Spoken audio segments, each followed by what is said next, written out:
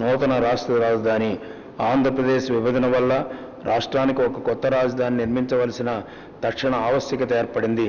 ప్రజల ఆకాంక్షలను ప్రతిబింబించే విధంగా ప్రజల సహకారంతో ప్రపంచ స్థాయి ప్రజా రాజధానిని నిర్మించడం మొదలైంది. ఈ నూతన రాజధానిలో సృజనాత్మక నవీన కల్పనలకు నెలవు కాబోతున్నవి. మౌలిక సదుపాయాలు, పర్యావరణము, సమత, భద్రతల దృష్ట్యా అది సతత హరిత రాజధాని కానున్నది.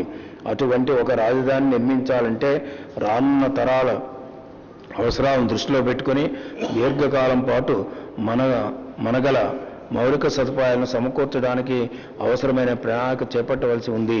అటువంటి మౌలిక సదుపాయాల గురించి ముందస్తు ఆలోచన లేకుండా, భవిష్యత్ తరాలకు అవసరాలకు తగిన పునాది లేకుండా ఒక పెద్ద నగరాన్ని నిర్మిస్తే రేపది పూర్తిగా నిరర్ధకమయ్యే ప్రమాదం ఉంది.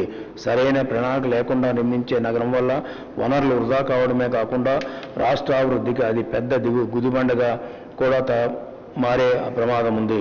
దాదాపు 33,252 ఎకరాల విస్తీర్ణం గల ఈ నగరం అక్కడి రైతుల సమ్మతితోనే నిర్మించబడనున్నది. వారిలో ఇప్పటిదాకా దాదాపు 87% మంది భూసేకరణకు అంగీకరించారు. ఈ విధంగా సేకరించిన భూమిలో 50% భూమి నగరానికి అవసరమైన ఉమ్మడి సదుపాయాల కోసం ఉపయోగపడుతున్నది. అందులో అత్యాధునిక సదుపాయాలు కల్పించబడతాయి.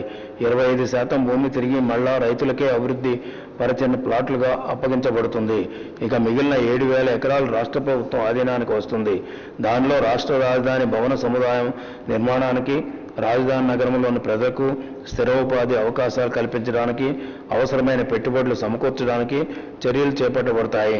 రానున్న 3 ఏళ్ల కాలంలో అభివృద్ధి పరచబడ్డ భూమిని తిరిగి రైతులకు అప్పగించడం, రాజధాని భవన సముదాయ నిర్మాణం, నగరాన్ని స్వయం పోషకంగా రూపొందించడానికి అవసరమైన ఉద్యోగావకాశాల కల్పన సాధ్యపడేలా చర్యలు తీసుకుంటున్నాము.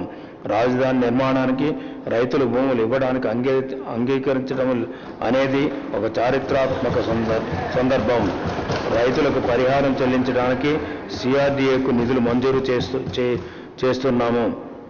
ఇందుకు గాను 2015-16 బడ్జెట్ అంచనాల్లో 3,168 కోట్లు ప్రతిపాదించడమైనది.